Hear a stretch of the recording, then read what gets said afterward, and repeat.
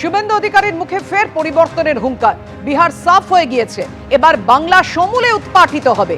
ওড়িশা বিহারে বিজেপি সরকার, বাংলায় পরিবর্তনের সংকল্প। মালদার সভা থেকে হুঙ্কার দিলেন শুভেন্দু অধিকারী।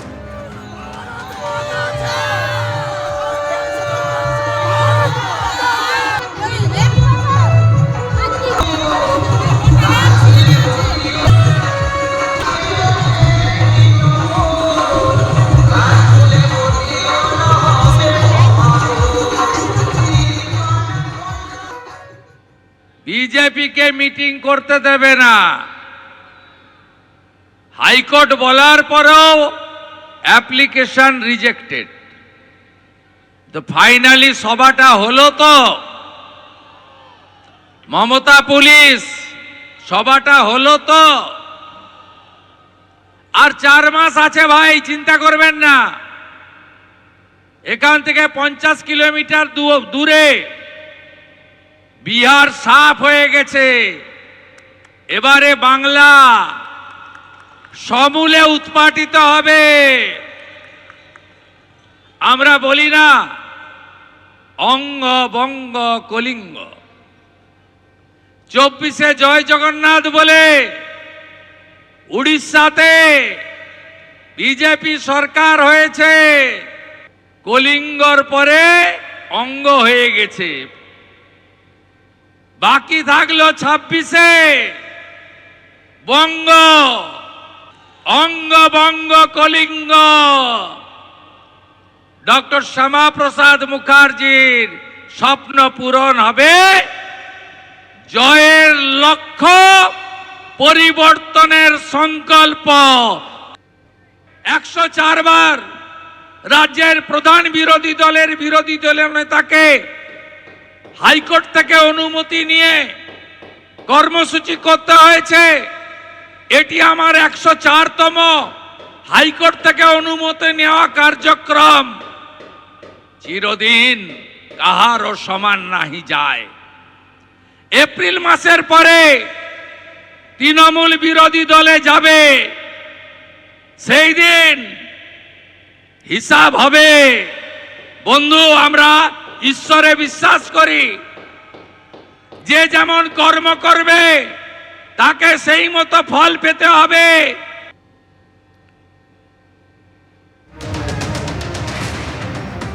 মালদার মানুষ তৃণমূল কংগ্রেসকে ঘৃণা করে। 2014 সালে উত্তর ও দক্ষিণ মালদায় তৃণমূলের প্রাপ্ত ভোট মাত্র 14%। 2026 সালে বিধানসভা নির্বাচনে মালদায় শূন্য হয়েছিল তৃণমূল কংগ্রেস। 2024 সালে লোকসভা ভোটে মালদায় একটি আসনেও লিড নেই তৃণমূল কংগ্রেস। তৃণমূল নেত্রীকে মালদার মানুষ পছন্দ করে না, কারণ তৃণমূল মানেই চোর। এভাবেই আক্রমণ শানিয়েছেন রাজ্যের বিরোধী দলনেতা শুভেন্দু অধিকারী চাঁচলের সভা থেকে। মালদা জেলা বলুন তো, 11 সাল থেকে তৃণমূল ক্ষমতায় আছে।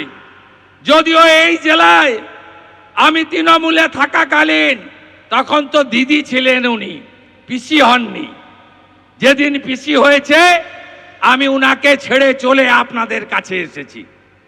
এই মালদার মানুষ তৃণমূলকে, তার দলকে ঘৃণা করে। 1998-তে দল প্রতিষ্ঠার পরে বিজেপির সঙ্গে জোটে কয়েকদিন ছিল।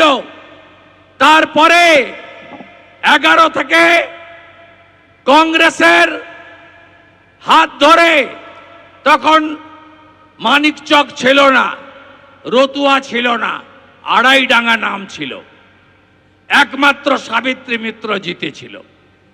তারপরে কংগ্রেসকে ব্যবহার করে তৃণমূল আবার একা চলতে ফেলে দিয়ে একা চলতে শুরু করলো।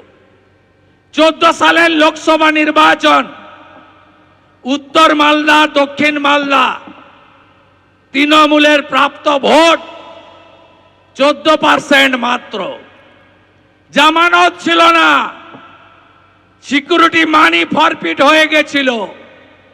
16 সালের বিধানসভার ভোটে এই জেলাতে তৃণমূল শূন্য পেয়েছিল। আবার 24-এর লোকসভা ভোটে এই জেলায় দুটো লোকসভা কেন্দ্র আপনি দেখুন 12টা আসন, একটাও তৃণমূলের লিড নেই।